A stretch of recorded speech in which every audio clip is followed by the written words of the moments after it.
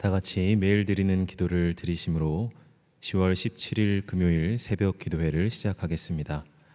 창조주 하나님, 만물을 새롭게 하시고 새날을 허락하심에 감사와 찬송을 올려드립니다. 오늘도 주께서 베푸신 은혜를 따라 살아가기 원하오니 친히 인도하여 주옵소서. 특별히 고통 속에서 힘겨운 하루를 견디고 있는 이들을 감싸주시고 낙심한 이들에게 복음의 소망을 허락하여 주옵소서.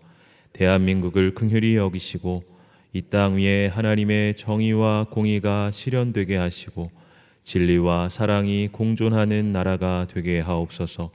성령님의 인도하심을 따라 저희 교회의 신앙지도 원칙인 경건한 복음주의 신앙의 육성, 성서적 생활 윤리의 훈련, 교회 연합 정신의 구현, 세상에서 하나님 공의의 실현을 위해 힘쓰게 하옵소서. 모든 교역자들과 성도들이 성령님으로 충만하게 하시고 각자의 자리에서 사명으로 비상하게 하옵소서. 오늘도 주의 뜻이 하늘에서 이루어진 것 같이 우리의 가정과 일터와 교회 가운데 이루어지기 원하오며 예수님의 이름으로 기도드립니다. 아멘. 다 같이 찬송가 440장을 부르시겠습니다. 찬송가 440장입니다.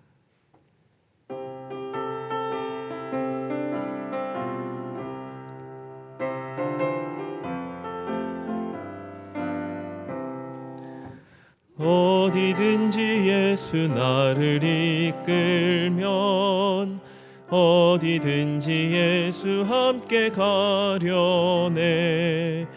예수 함께 아니 가면 낙없고 예수님과 동행하면 겁없네. 어디를 가든지 겁낼 것 없네. 어디든지 예수 함께 가려네. 세상 친구 모두 나를 떠나도 주와 동행하면 외로움 없겠네.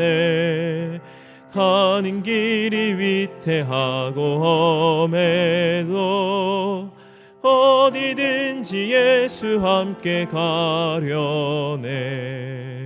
어디를 가든지 겁낼 것 없네.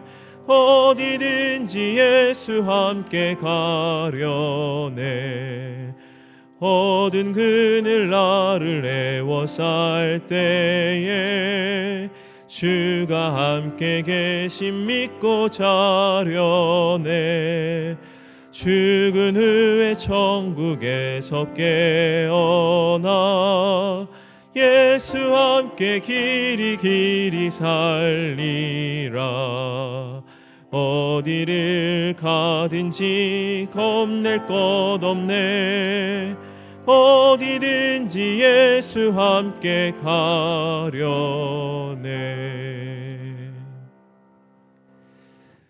오늘 오이코스 성경 읽기 범위는 누가복음 9장입니다. 그중 오늘 우리가 함께 나눌 말씀은 누가복음 9장 61절 62절의 말씀입니다. 누가복음 9장 61절 62절의 말씀입니다. 우리 하나님의 말씀을 같이 합독하겠습니다. 또 다른 사람이 이르되 주여 내가 주를 따르겠나이다마는 나로 먼저 내 가족을 작별하게 허락하소서. 예수께서 이르시되 손에 쟁기를 잡고 뒤를 돌아보는 자는 하나님의 나라에 합당하지 아니하니라 하시니라. 아멘. 초등학교 때 운동장에 흰 선을 그릴 때가 있었습니다.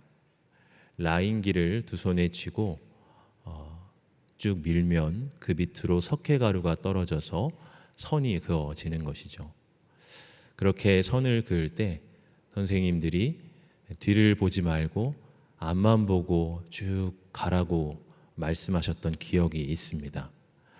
선을 그을 때 계속 뒤를 돌아보면 똑바로 그어지는 것이 아니라 그것이 굽어져서 그려지게 되기 때문이죠. 오늘 예수님께서도 그와 비슷한 말씀을 하십니다. 성서학자들은 이 누가복음 9장이 누가복음 전체에서 중대한 전환이 이루어지는 장이라고 말합니다. 특별히 누가복음 9장 51절의 말씀 때문에 그러한데요. 제가 읽어보면 예수께서 승천하실 기약이 차감해 예루살렘을 향하여 올라가기로 굳게 결심하시고, 누가복음 9장 이전까지는 예수님의 공생의 사역이 갈릴리 지역을 중심으로 이루어집니다. 그곳에서 예수님은 치유를 베푸시고 오병이어의 기적으로 먹이시고 또 천국의 복음에 대해서 설교하셨습니다. 인간적인 생각으로는 예수님의 공생애가 이런 것들로만 채워졌으면 좋겠다는 생각이 듭니다. 예수님의 인기는 날로 더욱 올라가고 모두가 다 그분을 좋아했습니다. 그러나 예수님께는 사명이 있으셨습니다. 바로 십자가 위에 죽으시고 사흘 만에 부활하심으로써 온 인류의 죄를 사하시고 구원하시는 것입니다. 이 일을 위해 예수님은 예루살렘을 향하여 올라가시기로 굳게 결심하십니다. 누가복음 9장 이후부터 나오는 이야기는 전반부처럼 분위기가 좋지만은 않습니다. 예수님은 예루살렘의 적재자들을 대면하셔야 했고요. 군중들의 외면, 제자의 배신을 겪으셔야 했고 또 십자가의 극심한 고난을 받으셔야 했습니다. 그럼에도 이 일이 꼭 이루어져야 하는 사명이기에 예수님께서는 예루살렘을 향하여 올라가기로 굳게 결심하셨던 것입니다. 그래서 이 누가복음 9장에는 이러한 예수님을 따르는 제자도의 진지한 결단에 대한 말씀들로 채워져 있습니다. 오늘 우리가 읽은 본문의 말씀도 그런 맥락에서 이해할 수 있습니다. 어떤 한 사람이 예수님께 자신도 예수님을 따르겠습니다 하고 고백합니다. 그런데 그 전에 가족들과 석별의 정을 나눌 시간을 좀 허락해 주십시오 말합니다. 그러나 예수님은 매몰차게 말씀하시죠. 오늘 62절의 말씀을 보면 예수께서 이르시되 손에 쟁기를 잡고 뒤를 돌아보는 자는 하나님의 나라에 합당하지 아니하니라 하시니라. 쟁기를 잡고 밭을 가는 사람이 계속해서 뒤를 돌아본다면 작업 속도도 더딜 뿐만 아니라 밭고랑이 똑바로 가지 못하고 계속해서 굽어질 수밖에 없습니다. 그는 정해진 시간 내에 작업을 다 마치지 못할 것입니다. 예수님은 하나님 나라의 일꾼도 뒤를 돌아보지 말고 앞을 향해 계속 나아가야 한다고 말씀하십니다. 이 말씀은 그를 향하신 말씀이기도 하지만 동시에 예수님 당신을 향한 다짐의 말씀으로도 볼 수가 있습니다. 예수님은 이미 십자가를 지시기 위해 예루살렘으로 올라가시기로 굳게 결심하셨습니다. 그렇다면 더 이상 뒤의 일에 연연하지 않으시고 오직 사명을 향해 똑바로 앞을 향해 걸어가시겠다는 것입니다. 갈릴리에서의 사역이 더 효과적이지 않았을까? 그들이 치유와 긍휼의 사역이 더 필요한 것은 아닐까? 갈릴리에 조금 더 머물면서 때를 더 도모해 보면 어떨까? 그런 마음을 가지시는 것이 아니라 오직 사명을 향해 앞으로 나아가시겠다고 하는 말씀입니다. 사도행전 21장을 보면 사도 바울의 모습 속에서도 이런 똑같은 모습을 발견합니다. 사도 바울은 예루살렘으로 올라가고자 합니다. 그곳에 하나님의 사명이 있다고 믿었기 때문입니다. 그때에 주변 사람들이 그곳은 너무 위험하다고, 가면 안 된다고 만류합니다. 그때 사도 바울이 무엇이라 말씀합니까? 사도행전 21장 13절을 보니까 바울이 대답하되 여러분이 어찌하여 울어 내 마음을 상하게 하느냐? 나는 주 예수의 이름을 위하여 결박당할 뿐 아니라 예루살렘에서 죽을 것도 각오하였노라 하니. 사도 바울 역시도 쟁기를 잡고 뒤를 돌아보지 않는 예수님의 제자였던 것입니다.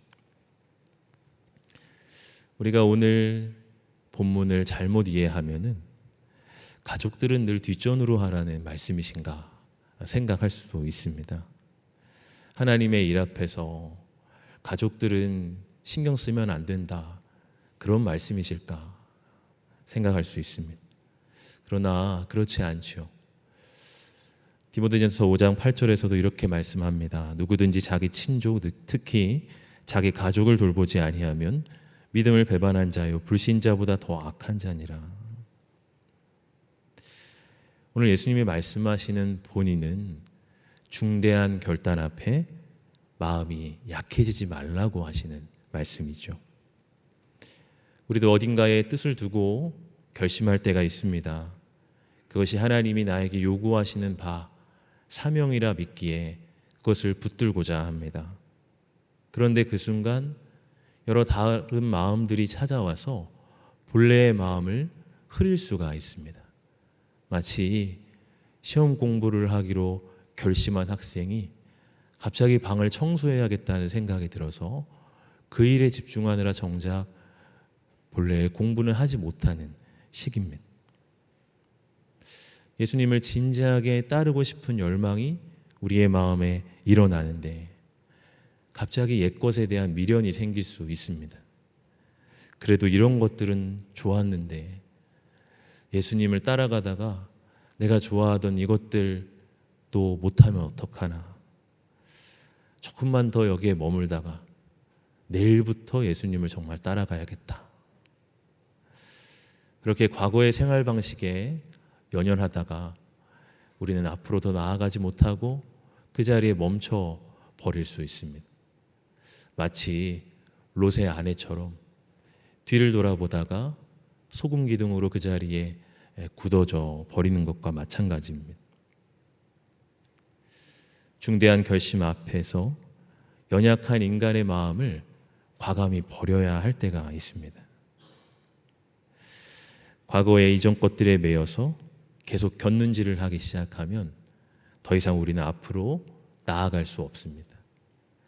그럴 때 우리는 단호히 그런 마음을 거절하고 부르심을 따라 앞을 향해 나아가야 합니다.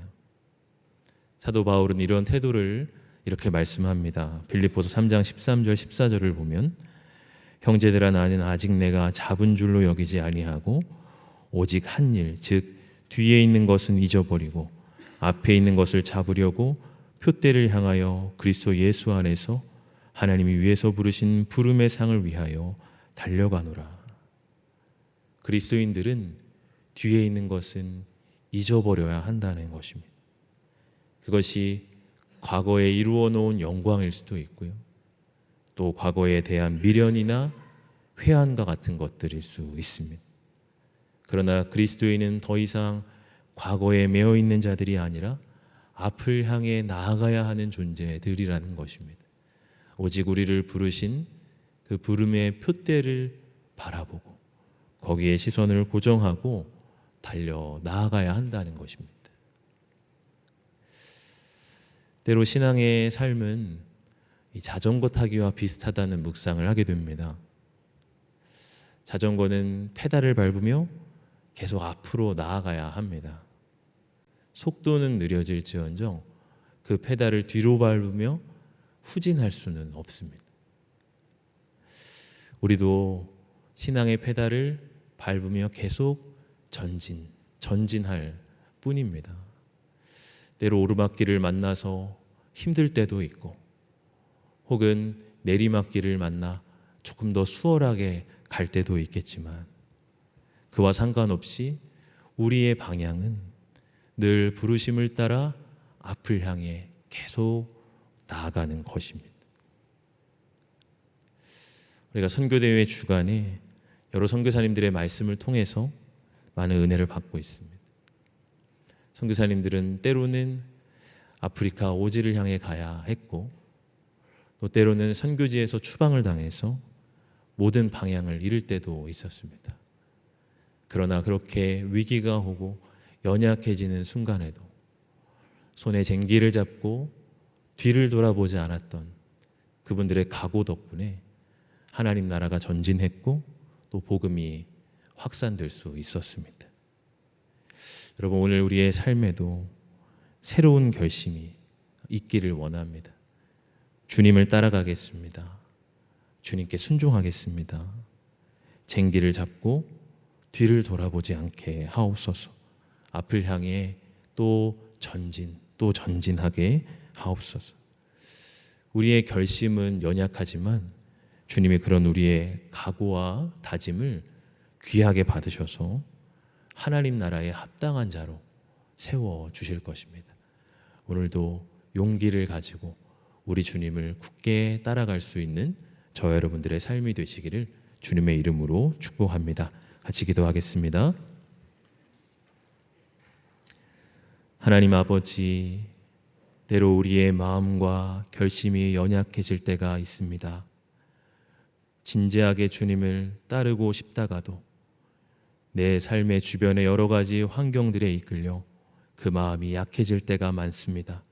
하나님, 이 시간 우리의 각오와 결심을 새롭게 하며 주님을 따라가기로 다시 한번 결심합니다. 우리의 연약한 마음을 붙들어 주시고 뒤로 퇴보하는 삶이 아니라 오직 앞을 향하여 나아갈 수 있는 믿음의 삶이 되게 하여 주옵소서. 감사드리며 예수 그리스도 이름으로 기도하옵나이다. 아멘. 우리 함께 같이 합심하여 기도하겠습니다. 말씀을 붙잡고 함께 기도할 때 예수님을 따르려는 진지한 결심이 있게 하여 주옵소서. 다른 것들에 그 결심이 흔들리지 않게 하여 주시고 부르심을 쫓아 앞을 향해 전진하게 하옵소서. 기도하겠습니다. 또한 주간 기도의 제목을 따라서 기도할 때에 18개의 교구의 금요 견찰 공부를 통해 함께 깨어 기도하고 구역원들을 사랑으로 보살피게 하여 주옵소서. 또 선교 대회를 통해서 영락의 성도들이 하나님의 일하심을 기대하며 간절히 기도하게 하여 주옵소서. 우리 시간 말씀 붙잡고 합심하여 함께 같이 기도한 뒤에 개인적인 기도의 제목 기도하시다가 자유로이 돌아가시도록 하겠습니다. 기도하겠습니다.